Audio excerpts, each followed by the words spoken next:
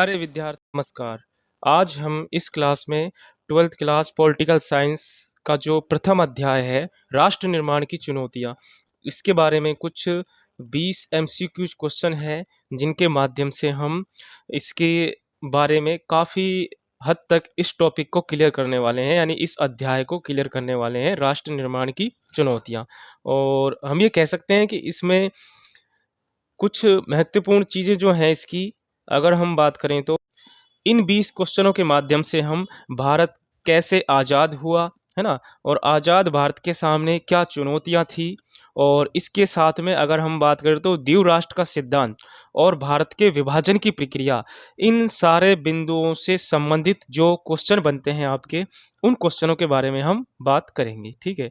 तो अब चलते हैं आगे। और ये क्वेश्चन जो हैं इनके 4 ऑप्शन हैं जिनमें से आपको सोचना है कि आंसर इसका क्या हो सकता है, ठीक है? अब चलते हैं पहले क्वेश्चन की ओर। तो पहला क्वेश्चन है, भारत को आज़ादी कब प्राप्त हुई? जैसा कि आपको सबको पता होगा, इस क्वेश्चन का आंसर मुझे ऐसा लगता है कि भारत जो है स्वतंत्र कब हुआ, ठीक है? तो पहला ऑप्शन है 15 अगस्त 1946, सेकंड ऑप्शन है 26 जनवरी 1950, और उसके बाद में 15 अगस्त 1947 की मध्य रात्रि को, और चौथा जो ऑप्शन है वो आपका है 26 नवंबर 1949 को। तो आपको सोचना है इसका राइट आंसर क्या हो सकता है, ठीक है? यानी भारत स्वतंत्र कब हुआ, भारत आज़ाद कब हुआ? तो इसका राइट आंसर होगा, आपको पता होगा सबको, इसका राइट आंसर होगा सी, यानी हम कह सकते हैं 14-15 अगस्त की मध्य रात्रि को भारत का विभाजन हो जाता है। और जो ये भारत का विभाजन होता है तो उस हम कह सकते हैं कि 14 अगस्त की रात को, यानी 15 अगस्त लगने ही वाला था, तो उस मध्य रात्रि को अंग्रेजों के द्वारा ये घोषणा कर दी जाती है कि भारत को स्वतंत्र कर दिया जाता है, ठीक है? और भारत और पाकिस्तान के मध्य जो रेखा है उसका निर्धारण करने की भी बात की जाती है, और उस रेखा को कहा जाता है रेड क्लिफ रेखा, ठीक है? तो आपको ध्यान रखना है, इस क्वेश्चन का ये आंसर होगा 14-15 अगस्त की मध्य रात्रि को, अगर इस प्रकार से ऑप्शन आते हैं तो। और देखो इसमें ये जो ऑप्शन है 26 जनवरी 1900, देख सकते हो आप, 26 जनवरी 1950 को हमारा देश का संविधान लागू हुआ था, और 26 नवंबर 1949 को हमारा देश जो है, हमारा संविधान जो है वो बन के तैयार हुआ था। तो कहने का मतलब इसका राइट आंसर तो आपका यही होगा, जो कि 14-15 अगस्त 1947 की मध्य रात्रि को, ठीक है? अब देखते हैं नेक्स्ट क्वेश्चन। तो ये तो इसकी एक व्याख्या हो गई, जो 14-15 अगस्त की मध्य रात्रि को हिंदुस्तान आज़ाद हुआ। आज़ादी मिलते ही भारत एक हम कह रहे हैं नए राष्ट्र के निर्माण के रूप में एक उम्मीद जागृत हुई। इसके बाद में देखो नेक्स्ट क्वेश्चन जो है आपका, इस पे ध्यान देना अच्छे से। तो ये क्वेश्चन है आपका कि स्वतंत्र भारत के प्रथम प्रधानमंत्री पंडित जवाहरलाल नेहरू ने लाल किले से जो प्रसिद्ध भाषण दिया उसे किस नाम से जाना जाता है? तो इसका पहला ऑप्शन भारत की खोज, सेकंड ऑप्शन है जो ट्रिस्ट विद डेस्टिनी, भाग्य वधु से चिर प्रतिष्ठित भेंट, ठीक है? और तीसरा ऑप्शन है आज़ादी का अमृत, और चौथा ऑप्शन है नए राष्ट्र की आवाज़। तो आपको सोचना है इसका आंसर क्या होगा, ठीक है? तो जैसा कि आपको पता ही होगा, सबको याद होगा, इस क्वेश्चन का आंसर जो है वो होगा आपके अगर हम बात करें तो ट्रिस्ट विद डेस्टिनी। क्या होगा इसका आंसर? ट्रिस्ट विद डेस्टिनी, यानी हम इसको कह सकते हैं भाग्य वधु से चिर प्रतिष्ठित भेंट, ठीक है? तो ये जो भाषण, प्रसिद्ध भाषण है, ये कई बार आपके एग्जाम, ये कह सकते हैं कई बार एग्जामों में ये छप चुका है ये क्वेश्चन, ठीक है? और आने वाले एग्जाम में भी आने की इसकी पूरी पूरी चांस है, बहुत इंपॉर्टेंट क्वेश्चन है ये, ठीक है? तो आपको ध्यान रखना है कि पंडित जवाहरलाल नेहरू के द्वारा जो लाल किले में प्रसिद्ध भाषण दिया जाता है ना, ये संविधान सभा को संबोधित करते हुए भाषण दिया जाता है। किसको संबोधित किया जाता है? संविधान सभा को। देखो भारत जब आज़ाद होता है तो अंग्रेज यहाँ से जाते हैं छोड़कर, और जब अंग्रेज यहाँ से छोड़ के जाएंगे हमारे देश को, तो हम ये कह सकते हैं कि इसकी जिम्मेदारी किसी को तो सौंपेंगे, है ना? और किसको सौंपेंगे? अंतरिम सरकार को। और अंतरिम सरकार के प्रधानमंत्री किसको बनाया गया था उस समय? पंडित जवाहरलाल नेहरू को। और इन्होंने फिर संविधान सभा को संबोधित करते हुए एक भाषण दिया था, और वो प्रसिद्ध भाषण जो है किस नाम से प्रसिद्ध हुआ? ट्रिस्ट विद डेस्टिनी के नाम से, ठीक है? अब आगे चलते हैं। देखो अगर इसकी व्याख्या देखें तो देखो 14-15 अगस्त को मध्य रात्रि को भारत का संविधान को संबोधित करते हुए, मैंने आपको बताया था ना कि भारत की संविधान सभा को संबोधित करते हुए नेहरू जी ने एक ऐतिहासिक भाषण दिया, है ना? तो आज़ाद भारत का पहला ये हम कह सकते हैं सबसे प्रसिद्ध उद्बोधन था। उद्बोधन मतलब भाषण था, जिसे क्या कहा जाता है, ट्रिस्ट विद डेस्टिनी। तो ये आपको अच्छे से समझ में आ गया होगा। अब चलते हैं हम नेक्स्ट क्वेश्चन की ओर, और नेक्स्ट क्वेश्चन है आपका, आपके सामने ये रहा। ठीक है, तो आज़ादी मिलते ही, यानी हम कहें आज़ादी मिलते ही भारत की जनता और नेताओं के बीच किन दो बातों पर मुख्य रूप से सहमति बनी। तो क्वेश्चन ध्यान रखना है, जब भारत आज़ाद हुआ, जब भारत को आज़ादी मिली, उसी समय अगर हम बात करें तो उसी समय भारत की जनता और भारत के जो नेता हैं उनके बीच में किन दो बातों पर मुख्य रूप से सहमति बनी। तो इसका आंसर आपको बताना है कि जब भारत आज़ाद हुआ तो भारत की जनता और नेताओं के मध्य किन दो बातों पर सहमति बनी। तो ये देखो, पहला ऑप्शन रहा आपके सामने ये। ठीक है, पहला ऑप्शन है क्या नाम से, सैन्य शासन और औद्योगिकरण पर सहमति बनी थी, या फिर राजतंत्र और कृषि विकास पर सहमति बनी थी, या फिर हम बात करें तानाशाही और पूंजीवाद पर सहमति बनी थी, या फिर हम कह सकते हैं चौथा ऑप्शन जो है वो आपके है लोकतांत्रिक सरकार और सबके लिए भलाई का कार्य करे। ठीक है, तो आपको बताना है किन दो बातों पर सहमति बनी थी। तो जैसा कि आप देख सकते हो इसके ऑप्शनों को, और आपको अब पता भी लग गया होगा कि इसका राइट आंसर क्या है। ठीक है, जैसा कि आपको बताया गया पहले ही कि भारत की जनता और नेताओं के मध्य दो बातों पर सहमति बनी थी, और वो दो बातें आपके कौन सी थी, एक तो थी लोकतांत्रिक सरकार। ठीक है, लोकतांत्रिक सरकार कैसे होगी, लोकतांत्रिक सरकार यानी जनता के द्वारा चुनी हुई सरकार होगी, और ये सरकार किसके लिए कार्य करेगी, सबकी भलाई के लिए कार्य करेगी। किसके लिए कार्य करेगी, सबकी भलाई के लिए करेगी। तो जैसा कि आंसर इसका होगा, क्या होगा, चौथा जो ऑप्शन है आपका डी, ये इसका राइट आंसर होगा। ठीक है, तो हम कह सकते हैं आज़ादी के बाद भारत की जनता और नेताओं के बीच में इन दो बातों पर मुख्य रूप से सहमति बनी थी। अब देखते हैं नेक्स्ट क्वेश्चन, और क्वेश्चन नंबर अगर हम देखें तो चौथा आएगा आपका। उससे पहले इसकी व्याख्या देख लेते हैं थोड़ा सा, है ना। तो लोकतांत्रिक सरकार सबकी भलाई के लिए कार्य करेगी, और स्वतंत्रता के बाद ये तय हुआ कि शासन जो है वो कैसा होगा, आपके लोकतांत्रिक प्रकार से होगा। जैसा कि मैंने आपको बताया है, लोकतांत्रिक सरकार जो सबकी भलाई के लिए कार्य करेगी, और बिना किसके भेदभाव के सबके लिए भलाई के कार्य करेगी। तो अब देखते हैं, देखो आगे नेक्स्ट क्वेश्चन, और क्वेश्चन नंबर 4। ठीक है, ये रहा आपके सामने। और अगर हम बात करें, देखो इस क्वेश्चन को, आज़ाद हिंदुस्तान के शुरुआती काल में सबसे बड़ी और सबसे गंभीर चुनौती क्या थी। अब यहाँ पर जो ये है ना, ये हम कह सकते हैं कि गलत इसमें टाइपिंग हुई है, और ये जो है आपकी चुनौती है, सबसे गंभीर चुनौती क्या थी। तो आपको ये ध्यान रखना है, क्या है चुनौती, हम कह सकते हैं कि गंभीर जो चुनौती है वो क्या थी, है ना। आज़ाद हिंदुस्तान के शुरुआती काल में सबसे गंभीर चुनौती क्या थी। तो देखो, पहली अगर हम बात करें तो आपको ध्यान रखना है इसमें, तो अगर हम बात करें इसमें तो पहली जो चुनौती है विदेश नीति का निर्माण करना। पहली क्या है, विदेश नीति का निर्माण करना। ठीक है, उसके बाद में अंतरिक्ष कार्यक्रम शुरू करना, है ना। इसके बाद में राष्ट्रीय एकता और अखंडता बनाए रखना, या फिर हम कह सकते हैं कि बड़े उद्योगों की स्थापना करना। तो इसका राइट आंसर जो होगा वो आपके क्या होगा, सबसे बड़ी और सबसे गंभीर जो चुनौती थी वो क्या थी, वो थी आपके राष्ट्रीय एकता और अखंडता को बनाए रखना। तो इसका जो हम कह सकते हैं राइट जो आंसर होगा, यानी आज़ाद हिंदुस्तान के शुरुआती समय में जब हमारा देश आज़ाद हुआ था, उस समय भारत के सामने सबसे बड़ी और सबसे गंभीर जो चुनौती थी वो थी राष्ट्रीय एकता और अखंडता को बनाए रखना। क्या थी, राष्ट्रीय एकता और अखंडता को बनाए रखना, इसका राइट आंसर होगा। अब चलते हैं आगे, देखो, और इसकी व्याख्या की अगर हम बात करें तो देश की एकता और अखंडता को बनाए रखना। देखो, देश का जब आज़ादी के समय बंटवारा हुआ तो विस्थापन हुआ। विस्थापन का मतलब ये होता है एक स्थान से दूसरे स्थान पे लोगों को ले जाया जाना, यानी उनका स्थानांतरण करना, है ना। और देशी रियासतों के विलय करना, है ना। देशी रियासतों को विलय करना, यानी जो भारत की 565 रियासतें थी जो अलग अलग थी, उन सभी का भारत में विलय करना, और अलग अलग भाषाओं के आधार पर सीमाओं का निर्धारण करना, जैसी समस्या हमारे सामने थी, जिससे हमारे देश के सामने देश की एकता और अखंडता के लिए सबसे बड़ा, हम कह सकते हैं हमारे सामने सबसे बड़ी चुनौती थी। तो ये हो गया चौथा क्वेश्चन। अब देखते हैं पांचवें क्वेश्चन की ओर। तो देखो, ये ध्यान रखना है आपको, पांचवा जो क्वेश्चन है वो ये है कि भारत आज़ादी के बाद पहले दशक में राष्ट्र निर्माण के समक्ष मुख्य रूप से कितनी चुनौतियां थी। जब हमारा देश आज़ाद हुआ तो उस समय राष्ट्र निर्माण के समक्ष मुख्य रूप से कितनी चुनौतियाँ थी?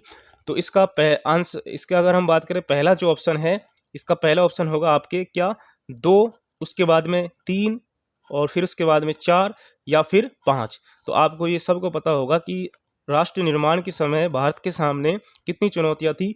3 चुनौतियाँ इसका राइट आंसर होगा। और अगर हम बात करें तो पहली चुनौती देश की एकता और अखंडता को बनाए रखना, उसके बाद में दूसरी चुनौती देश में अगर हम भारत में लोकतंत्र स्थापित करना, दूसरी चुनौती भारत में लोकतंत्र स्थापित करना, और तीसरी चुनौती होगी आपके भारत का आर्थिक विकास करना। तो ये 3 चुनौतियाँ थी, है ना। अब देखते हैं, देखो आगे। तो ये इसकी व्याख्या हो गई, भारत को एकता के सूत्र में बांधना, या भारत को एकता को और अखंडता को बनाए रखना, या फिर हम कह सकते हैं लोकतंत्र को कायम रखना, या फिर हम कहें कि भारत के आर्थिक विकास करना। तो ये 3 चुनौतियाँ होंगी, ठीक है।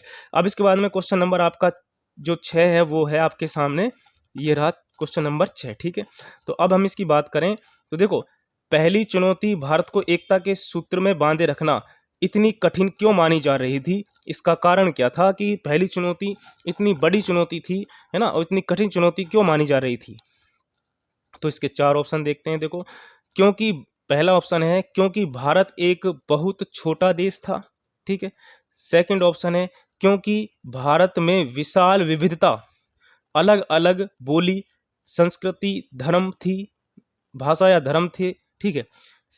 जो तीसरा ऑप्शन है वो था क्योंकि लोगों में आज़ादी की इच्छा नहीं थी। चौथा ऑप्शन है क्योंकि विदेश की शक्तियां भारत पर शासन करना चाहती थी। तो इसका जो राइट आंसर होगा वो आपके दिमाग में आ चुका होगा, क्योंकि हमने इसमें पढ़ा है कि भारत में एकता स्थापित करने, भारत की एकता और अखंडता को बनाए रखना, ये हमारे सामने सबसे बड़ी और सबसे कठिन समस्या, या कह सकते हैं सबसे कठिन चुनौती जो थी, उसका क्या कारण था? उसका यही कारण था। तो इसका जो हम बात करें तो इसका ऑप्शन बी जो है वो राइट होगा, क्योंकि भारत एक विशाल विविधता वाला देश था। यहाँ पर हम देखें तो अलग अलग राज्यों में अलग अलग भाषाएं बोली जाती हैं, ठीक है, और अलग अलग हम कह सकते हैं क्षेत्रों में अलग अलग संस्कृतियां हैं, है ना। अनेक प्रकार की संस्कृतियां हैं, अनेक प्रकार की भाषा बोली जाती है ना, अनेक प्रकार का पहनावा है यहाँ के लोगों का, ठीक है। तो ये सारी विविधताएं होते हुए भी, और इन सारी विविधताएं होते हुए सबको एक एक देश के रूप में अखंड भारत का निर्माण करना और इन सबको एक बनाए रखना, ये हमारे सामने सबसे बड़ी चुनौती थी उस समय। ये भी उस समय जिस समय हमारा देश नया नया एक शिशु के रूप में उपलब्ध हुआ, यानी नया नया उस समय हमारा देश जब बना था उस समय सब रियासतों को एक करना, है ना, और एकता और अखंडता में बनाए रखना, ये हमारे सामने सबसे बड़ी चुनौती थी। और ये चुनौती इसलिए सबसे बड़ी थी क्योंकि भारत एक विशाल उपमहाद्वीप की तरह था।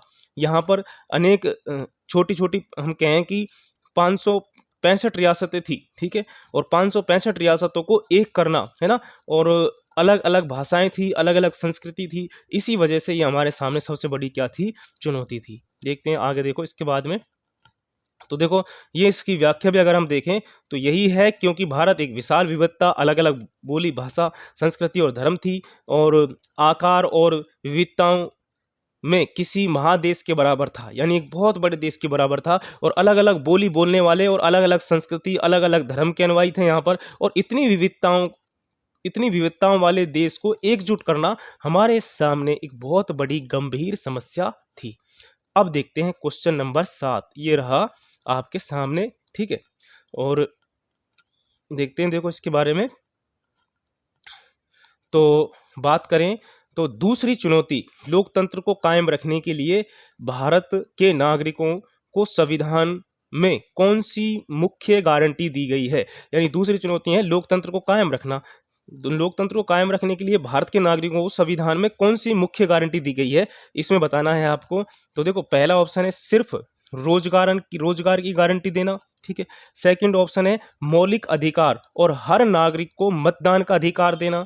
इसके बाद तीसरा ऑप्शन है असीमित संपत्ति का अधिकार, और चौथा ऑप्शन है केवल मुफ्त शिक्षा का अधिकार देना, ठीक है। तो इसमें से 4 ऑप्शनों में से अब आपको समझ में आ चुका होगा कि इसका राइट आंसर क्या होगा। तो हम अगर देखें तो इसका जो राइट आंसर है वो आपके होगा बी, यानी मौलिक अधिकार और हर नागरिक को मतदान का अधिकार देना। ठीक है।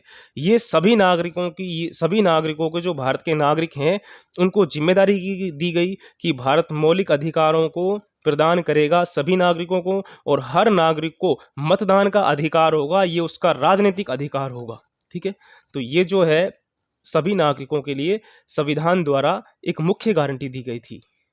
देखते हैं इसकी व्याख्या। देखो, तो अगर हम बात करें तो लोकतंत्र को केवल कागज पर नहीं बल्कि व्यवहार में लाने के लिए भारत के नागरिकों को मौलिक अधिकारों की गारंटी दी गई थी, और वयस्क मताधिकार यानी मताधिकार का सबको एक तरह से अधिकार दिया गया था।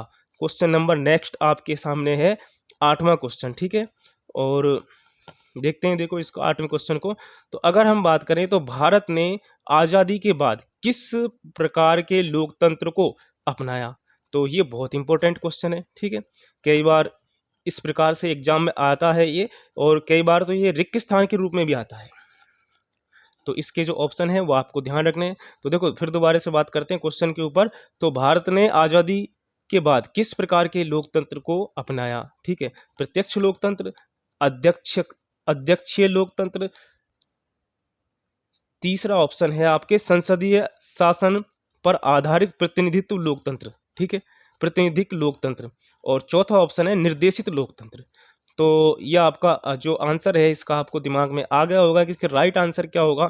तो इसका राइट आंसर होगा सी, संसदीय शासन पर आधारित प्रतिनिधि मूलक लोकतंत्र। प्रतिनिधित्व ये कह सकते हैं, या प्रतिनिधि मूलक लोकतंत्र, इस प्रकार के लोकतंत्र को अपनाया गया था। तो राइट आंसर इसका क्या होगा, सी।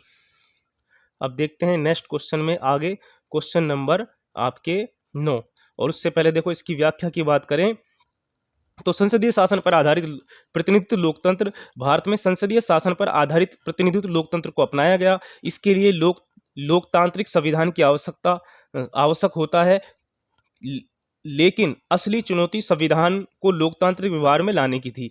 हमने इसको अपनाने तो लिया था, है ना, लोकतंत्र को अपना तो लिया था, संसदीय लोकतंत्र को, लेकिन इसको व्यवहार में कैसे लाया जाए, ये हमारे सामने एक चुनौती थी। और अब देखते हैं नेक्स्ट क्वेश्चन, क्वेश्चन नंबर 9। ठीक है, तो देखो तीसरी चुनौती की अगर बात करें तो तीसरी चुनौती आर्थिक विकास का मुख्य लक्ष्य क्या तय किया गया था, तो ये बताना है आपको। जिसका पहला ऑप्शन है केवल शहरी क्षेत्रों का तेज विकास, सेकंड ऑप्शन है केवल कुछ विशिष्ट वर्गों को, यानी हम कह सकते हैं अमीरों को लाभ पहुंचाना। इसका तीसरा ऑप्शन है समाज के सभी वर्गों का विकास हो, न केवल कुछ वर्गों का, पूरी तरह से विदेशी निवेश पर निर्भर होना। तो राइट आंसर आप सोच सकते हो इसका क्या हो सकता है ना। तीसरी चुनौती आर्थिक विकास का मुख्य लक्ष्य बताना है आपको। 4 ऑप्शन आपके सामने हैं, तो इसका राइट आंसर क्या हो सकता है ये आप देख सकते हो।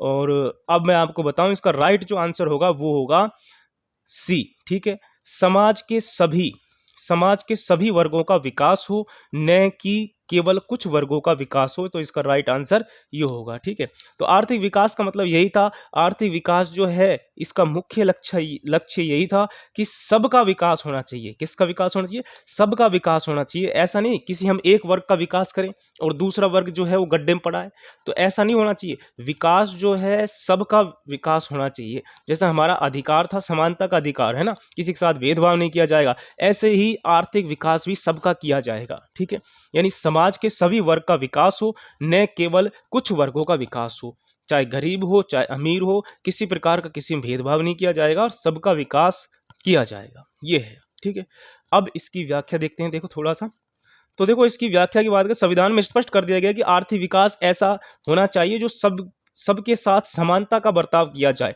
ये मैं आपको पहले बता चुका हूं, और समूचे समाज का भला हो और किसी एक खास वर्ग का नहीं होना चाहिए। ठीक है, तो इसके बाद क्वेश्चन नंबर आपके 10, और अब देखते हैं देखो इस क्वेश्चन को। तो क्वेश्चन है सामाजिक रूप से वंचित वर्गों और अल्पसंख्यकों की सुरक्षा तथा कल्याणकारी लक्ष्यों को संविधान के किस हिस्से में स्पष्ट रूप से निर्धारित किया गया है, तो आपको इसका आंसर बताना। देखो फिर दोबारा से क्वेश्चन को पढ़ता हूं ताकि आपको अच्छे से समझ में आए। सामाजिक रूप से वंचित वर्गों, यानी समाज से जो वंचित वर्ग हैं, सामाजिक रूप से वंचित वर्गों और अल्पसंख्यकों की सुरक्षा तथा कल्याणकारी लक्ष्यों को संविधान के किस हिस्से में स्पष्ट रूप से निर्धारित किया गया है। यानी हमें वंचित वर्ग हैं, अल्पसंख्यक वर्ग हैं, है ना, उनकी रक्षा के लिए, है ना, और कुछ कल्याणकारी लक्ष्यों के लिए संविधान के किस भाग में, किस हिस्से में, है ना, किस हिस्से में स्पष्ट रूप से निर्धारित किया गया है। तो आपको बताना है इन चार ऑप्शनों में से एक आंसर है, ठीक है। तो देखो पहला ऑप्शन है नागरिक प्रावधानों में, है ना, यानी नागरिक अधिकारों में, ठीक है, या फिर सेकंड ऑप्शन है राज्य के नीति निर्देशक तत्वों में, ठीक है। तीसरा ऑप्शन है चुनाव आयोग के नियमों में, ठीक है। इसके बाद चौथा ऑप्शन है प्रस्तावना में, ठीक है। तो इसका जो राइट आंसर होगा, राज्य के नीति निर्देशक तत्वों में, ठीक है। तो आप देख सकते हो जो सामाजिक रूप से वंचित वर्ग और अल्पसंख्यकों की सुरक्षा से संबंधित, और हम बात करें कल्याणकारी लक्ष्यों के लिए संविधान में स्पष्ट रूप से अगर कहीं दिया गया है तो वो आपके है राज्यों के नीति निर्देशक तत्वों में, ठीक है। तो ये इसका राइट आंसर होगा। इसके बाद देखते हैं नेक्स्ट क्वेश्चन, और इससे पहले इसकी व्याख्या। तो देखो इसका अगर हम बात करें तो संविधान में धार्मिक, सांस्कृतिक अल्पसंख्यकों और वंचित वर्गों को विशेष सुरक्षा दी गई है, और राज्य के इन कल्याणकारी लक्ष्यों को हासिल करने के लिए इसके लिए दिशा निर्देश जो हैं राज्य के किस में दिए गए हैं, नीति निर्देशक तत्वों में दिए गए हैं, ठीक है। तो ये इसका राइट आंसर होगा, है ना। अब देखते हैं, देखो क्वेश्चन नंबर 11। अब थोड़ा सा फास्टली करते हैं क्योंकि वीडियो जो है लंबी हो जाएगी, ठीक है। तो देखो 11वां जो क्वेश्चन है, अगर हम बात करें तो आजादी के समय द्विराष्ट्र सिद्धांत किस राजनीतिक दल द्वारा प्रस्तुत किया गया था। तो यह आपको बताना द्विराष्ट्र का सिद्धांत किसके द्वारा दिया गया। तो इसका आंसर की अगर हम बात करें तो बताओ, पहला ऑप्शन है भारतीय राष्ट्रीय कांग्रेस के द्वारा, सेकंड ऑप्शन है कम्युनिस्ट पार्टी ऑफ इंडिया के द्वारा, इसका जो थर्ड ऑप्शन है मुस्लिम लीग के द्वारा, और चौथा ऑप्शन जो है इसका फोर्थ वह है हिंदू महासभा के द्वारा, ठीक है। तो द्विराष्ट्र का सिद्धांत किसने दिया था, मुस्लिम लीग के द्वारा, जैसा कि मैंने आपको पहले ही इसको बता दिया है, ठीक है। अब देखते हैं इसके बारे में आगे। तो इसकी अगर व्याख्या देखें तो देखो ब्रिटिश इंडिया को भारत और पाकिस्तान में बांटने का मुख्य कारण अगर किसी ने किया तो वो मुस्लिम लीग के द्वारा द्विराष्ट्र का जो सिद्धांत दिया गया था उसके आधार पर ही भारत का विभाजन होता है। अब देखते हैं, देखो नेक्स्ट क्वेश्चन नंबर जो आपके है 12वां क्वेश्चन, ठीक है। तो जो 12वां क्वेश्चन है इसके बारे में देखते हैं। देखो द्विराष्ट्र सिद्धांत के अनुसार भारत किसी एक कौम का नहीं बल्कि दो कौमों का देश था, ठीक है। और ये दो कौम कौन सी थी तो उनके बारे में बताना है, अमीर गरीब, ठीक है, पहला ऑप्शन। सेकंड ऑप्शन है सवर्ण और दलित।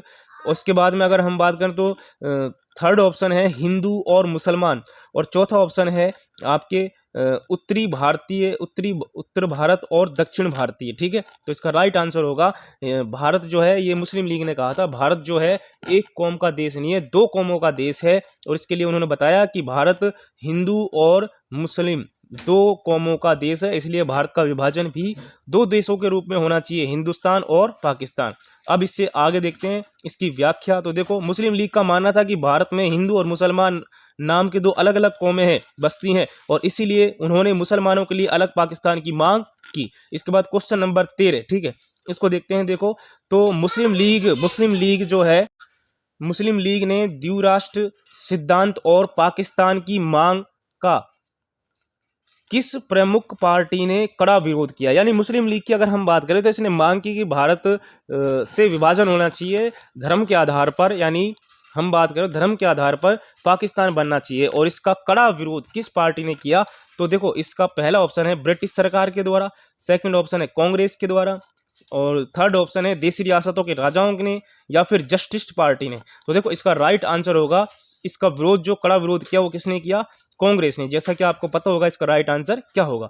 अब बात करते हैं देखो इसकी आगे व्याख्या। तो कांग्रेस ने हिंदू राष्ट्र सिद्धांत को पुरजोर से विरोध किया, और कांग्रेस का मानना था यानी द्विराष्ट्र के सिद्धांत का पुरजोर से कांग्रेस ने विरोध किया। कांग्रेस का मानना था कि भारत सभी धर्मों का देश है। हालांकि बाद में राजनीतिक परिस्थितियों के कारण विभाजन को स्वीकार किया था, लेकिन कांग्रेस ने ये कहा कि भारत जो है एक हम कह सकते हैं सभी कौमों का देश है, यहाँ पे हिंदू मुस्लिम सिख ईसाई सभी धर्मों के लोग रह सकते हैं, ऐसी कोई बात नहीं है, ठीक है। लेकिन फिर बाद में जब मुस्लिम लीग के द्वारा ज़्यादा ही इस बात को टूल किया गया तो फिर उन्होंने इस बात को माना कि भारत का विभाजन स्वीकार भी किया। आगे देखते हैं, देखो क्वेश्चन नंबर आपके 14 है, ठीक है। और क्वेश्चन नंबर 14 की अगर हम बात करें तो आज़ादी के समय भारत का विभाजन मुख्य रूप से किस आधार पर किया गया था? तो इसका राइट आंसर जो है आपको सबको पता होगा, दिमाग में आ गया होगा। भाषा के आधार पे पहला ऑप्शन, धर्म के आधार पे सेकंड ऑप्शन, आर्थिक समानता के आधार पे थर्ड ऑप्शन और भौगोलिक क्षेत्रफल के आधार पर फोर्थ ऑप्शन। तो इसका राइट आंसर जो होगा धर्म के आधार पर, क्या होगा? धर्म के आधार पर, ठीक है। आज़ादी के समय भारत का विभाजन मुख्य रूप से किस आधार पे हुआ था? धर्म के आधार पे। यानी जिस क्षेत्र में अगर हम बात करें अत्यधिक हिंदू थे तो वो हिंदुस्तान, और जिस क्षेत्र में अत्यधिक मुस्लिम थे तो वो क्या कहलाया? पाकिस्तान, ठीक है। इसके बाद देखते हैं इसकी व्याख्या। तो देखो, विभाजन की प्रक्रिया पूरी तरह धर्म के आधार पर तय की गई थी। इसका सीधा अर्थ जिन क्षेत्रों में मुसलमान हैं, बहुसंख्यक थे, वो पाकिस्तान कहलाएगा, और शेष जो है वो क्या कहलाएगा? भारत। अब देखते हैं, देखो नेक्स्ट क्वेश्चन जो कि 15वां क्वेश्चन है ना। तो भारत के बंटवारे यानी विभाजन का सबसे बड़ा और दुखद परिणाम क्या रहा? यानी बात करें तो भारत के विभाजन का सबसे बड़ा और सबसे दुखदायी जो परिणाम था वो क्या था? ठीक है, तो भारत के विभाजन का, ठीक है, पहला ऑप्शन है शांतिपूर्ण सत्ता का हस्तांतरण, सेकंड ऑप्शन है बड़े पैमाने पर लोगों का विस्थापन, थर्ड ऑप्शन है गरीबी का तुरंत अंत, और चौथा ऑप्शन है तेज आर्थिक विकास। तो आपको बताना है इसका राइट आंसर जो होगा वो क्या होगा, ठीक है। तो देखो, इसका अगर हम बात करें तो बंटवारा जो हुआ था, भारत का विभाजन जो हुआ था, उसका सबसे बड़ा कोई परिणाम था और सबसे दुखद जो परिणाम था वो यही सबसे दुखद परिणाम था कि बड़े पैमाने पर लोगों का क्या हुआ? विस्थापन। यानी राइट आंसर ये होगा, एक स्थान से दूसरे स्थान पर लोगों को विस्थापित किया गया। तो ये सबसे भयंकर और सबसे खतरनाक परिणाम था, ठीक है। तो इसके बाद देखते हैं, देखो इसकी व्याख्या की अगर हम बात करें, अब देखो इसमें महिलाओं को, वृद्ध को, अगर हम बात करें तो बच्चों को, सबको एक स्थान से दूसरे स्थान पर जाना पड़ा। कि जो क्षेत्र पाकिस्तान कहलाया था, यानी वहाँ पर जो हिंदू थे उन्होंने अपना घर छोड़ा और हिंदुस्तान के लिए रवाना हुए, और जो लोग हिंदुस्तान में थे और जो पाकिस्तान में जाना चाहते थे तो वो लोग पाकिस्तान में गए, तो उन्होंने अपना यहाँ से घर छोड़ा। तो इस प्रकार से ये हम कह सकते हैं सबसे दुखदायी परिणाम था। आज़ादी तो मिली, लेकिन बंटवारे के कारण बड़े पैमाने पर लोगों को विस्थापित होना पड़ा और लाखों लोगों को रातों रात अपना घर छोड़ना पड़ा, जो कि इस दौर का सबसे बड़ी त्रासदी थी। इस दौर की सबसे बड़ी क्या थी? त्रासदी। अब इसके बाद देखते हैं क्वेश्चन नंबर आपके 16, ठीक है। तो इसको देखते हैं, देखो तो ये क्या है क्वेश्चन? तो विभाजन की प्रक्रिया में यह कैसे तय किया गया? विभाजन की प्रक्रिया में यह कैसे तय किया गया कि कौन सा क्षेत्र पाकिस्तान में जाएगा, ठीक है। इसको किस आधार पर तय किया गया? तो जहां नदियां अधिक थी, ठीक है, या जहां पर मुसलमान बहुसंख्यक थे। इसके जो ऑप्शन है इसमें यहाँ पर है जहां पर मुसलमान बहुसंख्यक थे, या फिर सी ऑप्शन है जहां खनिज संसाधन अधिक थे, या जो क्षेत्र अंग्रेजों को पसंद थे। तो देखो, विभाजन किस आधार पे किया गया? धर्म के आधार पे किया गया था। तो हम कह सकते हैं जहां पर मुसलमान बहुसंख्यक थे, ठीक है, वो क्या कहलाया? पाकिस्तान, है ना। तो ये ध्यान रखना है, इसका जो आंसर है उससे सेकंड नंबर का ऑप्शन होगा, ठीक है। अब देखते हैं इसकी व्याख्या की बात करें तो देखो, विभाजन के समय मुख्य आधार जो था वो यही था, धर्म था। धर्म के आधार विभाजन हुआ था, और ब्रिटिश इंडिया के जिन क्षेत्रों में मुसलमान बहुसंख्यक थे उन क्षेत्रों को पाकिस्तान का हिस्सा मान लिया गया, और शेष जो था वो भारत ही बचा था, ठीक है। अब इसके बाद देखते हैं नेक्स्ट क्वेश्चन नंबर आपके 17, ठीक है। और ये क्वेश्चन आपके सामने है। तो मुस्लिम बहुसंख्यक क्षेत्रों के आधार पर विभाजन करने की सबसे बड़ी भौगोलिक समस्या क्या थी? यानी हमने विभाजन जो किया वो मुस्लिम बहुसंख्यक क्षेत्रों के आधार पर किया। भाई यहाँ पर मुसलमान ज़्यादा हैं तो ये क्षेत्र क्या कहलाएगा? पाकिस्तान कहलाएगा, है ना। तो इसके बारे में अगर हम बात करें तो विभाजन की सबसे बड़ी भौगोलिक समस्या थी ये। यानी हम कहें कि एक क्षेत्र ऐसा नहीं था जहां पर हम कह सकते हैं कि बहुसंख्यक मुसलमान थे, यानी उस क्षेत्र में हिंदू भी थे और मुसलमान भी थे, ठीक है। लेकिन फिर भी अगर हम देखें तो दो क्षेत्र ऐसे थे जिनमें हम कह सकते हैं कि बहुसंख्यक मुसलमान थे, ठीक है। अल्पसंख्यक हिंदू भी थे और हम कह सकते हैं बहुसंख्यक मुसलमान थे। एक तो आपके जो वर्तमान में हम बात करें, एक तो पूर्वी पाकिस्तान था, एक पश्चिमी पाकिस्तान था। यानी पश्चिमी पाकिस्तान जो आपके पंजाब इधर है, पश्चिम की ओर है, और पूर्वी पाकिस्तान जो है भारत के पश्चिम में जो बांग्लादेश है वर्तमान में, वो पूर्वी पाकिस्तान था, ठीक है। तो यहाँ पे जो इसका आंसर होगा वो क्या आंसर होगा? तो देखो, पहला ऑप्शन है सभी मुस्लिम एक शहर में ही रहते थे, है ना। सेकंड ऑप्शन है कोई भी एक अकेला इलाका ऐसा नहीं था जहां मुसलमान बहुसंख्यक हों। तीसरा ऑप्शन है, वह इलाका पूरा पहाड़ी था। चौथा ऑप्शन है, वहां सड़कों का अभाव था। तो इसका राइट जो आंसर होगा, तो इसका राइट आंसर होगा आपके बी, है ना। कोई भी एक ऐसा अकेला क्षेत्र नहीं था जहां पर अत्यधिक क्या हो, मुसलमान बहुसंख्यक हो। यानी विभाजन बहुसंख्यक क्षेत्रों के आधार पर विभाजन करने की सबसे बड़ी भौगोलिक जो समस्या थी वो यही थी कि कोई भी ऐसा क्षेत्र नहीं है जहां पर ज्यादा बहुसंख्यक मुसलमान हो। तो इसका राइट आंसर ये होगा। इसके बाद में है, देखो इसकी व्याख्या देखें तो कोई भी अकेला ऐसा क्षेत्र इलाका नहीं था जहां बहुसंख्यक मुसलमान हो, और यही कारण था कि इतना आसान नहीं था, क्योंकि ब्रिटिश इंडिया में कोई भी ऐसा एक क्षेत्र नहीं था, भूभाग नहीं था जहां पे बहुसंख्यक क्या हो, मुसलमान। ठीक है, इसीलिए ये इलाका जो है मुख्य रूप से दो अलग अलग इलाके थे, एक पश्चिम में और एक पूर्व में। ठीक है, जो पश्चिम वाला क्षेत्र है वो पश्चिम पाकिस्तान था, और जो पूर्व वाला क्षेत्र है वो क्या था, पूर्वी पाकिस्तान। अब देखते हैं क्वेश्चन नंबर आपके नेक्स्ट, और क्वेश्चन नंबर है आपका 18। ठीक है, तो इसके बारे में बात करें हम, तो देखो पूर्व और पश्चिम में दो अलग अलग मुस्लिम बहुसंख्यक इलाके होने के कारण पाकिस्तान का स्वरूप कैसा बना। यानी पूर्व में भी बहुसंख्यक मुसलमान थे और पश्चिम में बहुसंख्यक मुसलमान थे, तो पाकिस्तान का स्वरूप जो है, पाकिस्तान जो देश है वो कैसा बना, इसका कैसा स्वरूप था। तो देखो पहला ऑप्शन है, एक ही अखंड पाकिस्तान बना, है ना। सेकंड ऑप्शन है, पूर्वी और पश्चिमी पाकिस्तान का निर्माण हुआ। और सी ऑप्शन है आपके, पाकिस्तान का निर्माण रद्द कर दिया गया। और डी ऑप्शन है, भारत ने बीच का क्षेत्र पाकिस्तान को दे दिया। तो देखो इसका राइट आंसर होगा, पूर्व में भी पाकिस्तान और पश्चिम में भी पाकिस्तान का निर्माण हुआ। ये इसका क्या होगा, राइट आंसर। ठीक है, अब देखते हैं, देखो इसकी व्याख्या तो वही व्याख्या होगी जो मैं आप पहले बता चुका हूं। तो इन दोनों इलाकों में यानी पूर्व और पश्चिम को जोड़कर एक करना एक तरह से नामुमकिन था, मुमकिन नहीं था। ठीक है, और इसी कारण यह तय हुआ। यानी आप देखो कि एक तो पूर्वी क्षेत्र जो मुस्लिम बहुसंख्यक, एक पश्चिमी क्षेत्र जो मुस्लिम बहुसंख्यक, क्या और बीच में है भारत, क्या इन दोनों को एक किया जा सकता है? बिल्कुल भी एक नहीं किया जा सकता। ठीक है, तो इसी कारण से पूर्व में पूर्वी पाकिस्तान और पश्चिम में पश्चिमी पाकिस्तान, इन दोनों भूभागों को एक नहीं किया जा सकता, और बीच का जो भूभाग था वो कहलाया भारत। ठीक है, अब इसके बाद नेक्स्ट क्वेश्चन की बात करें, तो देखो नेक्स्ट क्वेश्चन है आपके 19वां क्वेश्चन। तो देखो, आजादी के तुरंत बाद भौगोलिक सीमाओं को सुरक्षित करने के लिए देशी रियासतों के संबंध में क्या चुनौती सामने आई। यानी देशी रियासतों के संबंध में क्या चुनौती सामने आई। देखो आजादी के तुरंत बाद, यानी भारत जब आजाद हुआ, आजादी के तुरंत बाद भौगोलिक सीमाओं को सुरक्षित रखने के लिए देशी रियासतों के संबंध में क्या चुनौती सामने आई। ठीक है, अब इसको जो देखे तो इसका पहला ऑप्शन है, उन्हें आजाद देश घोषित करना था, उन्हें पाकिस्तान भेजना था, उन्हें भारत संघ में शामिल करने का मामला तुरंत हल करना था, वहां लोकतंत्र समाप्त करना था। तो देखो इसका राइट आंसर जो होगा वो आपको समझ में आ गया होगा, इसका राइट आंसर क्या हो सकता है। तो अगर हम बात करें तो इसका जो राइट आंसर होगा ये होगा कि उन्हें तुरंत भारतीय संघ में क्या करना था, शामिल करना था। ये इसका क्या होगा, राइट आंसर। उन्हें भारतीय संघ में तुरंत जो है क्या करना था, शामिल करना था। ठीक है, तो अब देखते हैं, देखो इसकी व्याख्या।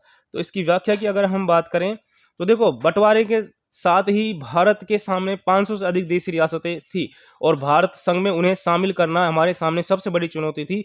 राष्ट्रीय एकता के लिए इस मामले को तुरंत हल करना था, क्योंकि देश का विभाजन हो चुका था और इसको अखंड भारत का निर्माण करना हमारे सामने सबसे बड़ी चुनौती थी, और इसे तुरंत ही क्या करना था, हल करना था। ठीक है, इसके बाद नेक्स्ट क्वेश्चन और लास्ट क्वेश्चन, ठीक है, वो ध्यान से देखना है। ठीक है, तो देश के अंदरूनी हिस्सों की प्रशासनिक सीमाएं तय करने में मुख्य रूप से आधार क्या माना जा रहा था, जो अपने आप में एक बड़ी चुनौती थी। देखो इसको ध्यान रखना, क्वेश्चन को समझना अच्छे से।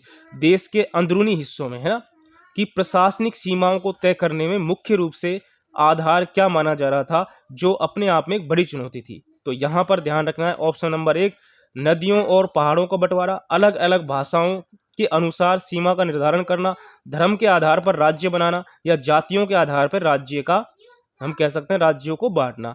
तो इसका ध्यान रखना है, जो राइट आंसर है आपका वो होगा, अगर हम बात करें तो ऑप्शन बी, अलग अलग भाषाओं के आधार पर राज्य का क्या करना, निर्धारण करना। ये हमारे सामने एक बड़ी चुनौती थी कि भाई अलग अलग भाषाओं के आधार पर कैसे राज्यों का निर्माण करें। तो अब इसका देखो व्याख्या अगर हम देखें तो देश के विभिन्न क्षेत्रों के लोगों की भाषाएं अलग अलग थी, और ये चुनौती रही कि भारत की भाषाई और संस्कृति बहुलता को दर्शाते हैं, तो भाषा के आधार पर राज्यों का निर्धारण करना ये हमारे सामने सबसे बड़ी एक तरह से चुनौती थी। तो इसका राइट आंसर क्या होगा, आपके बी होगा। ठीक है, तो अब देखो अगर हम बात करें तो ये क्वेश्चन 20 जो हैं ये आपके बहुत ही कह सकते हैं कि बनाए हुए क्वेश्चन हैं। और आज के लिए बस इतना ही। बहुत इस प्रकार के जो क्वेश्चन हैं उनको देखने के लिए आप आगे भी देख सकते हो। ठीक है, तो आज के लिए बस इतना ही। धन्यवाद।